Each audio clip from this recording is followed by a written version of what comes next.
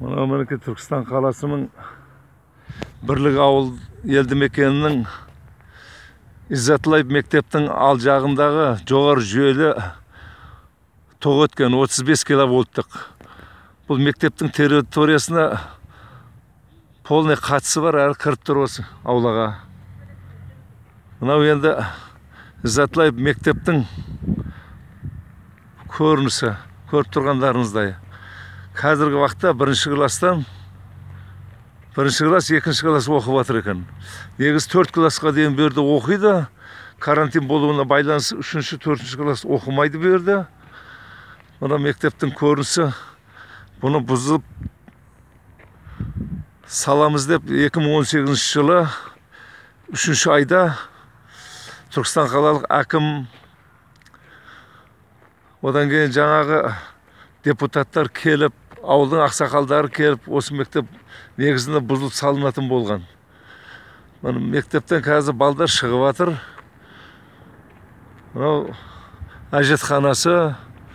Бұның арт жағы, әжетхананың арты қоқыс төгіп тастаған.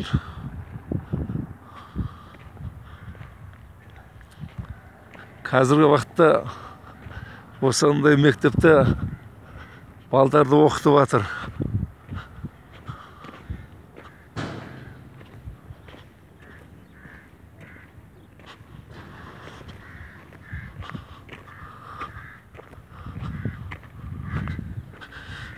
Мынау әжетханасы.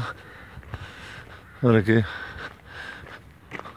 Мына әжетхананың артында бұлай жол өткен, жолдың бойы барлық қоқыс төгілген. Бұл жерде барлық нәрсе бар.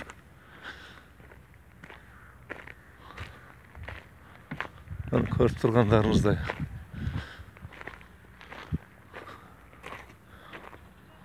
Түркістан қаласының гаронасының бастығы қайқа қарап отыр. Бұл мектептің төңірегін осындай жағдайға келтіріп, әкімшілік қайқа қарап отыр.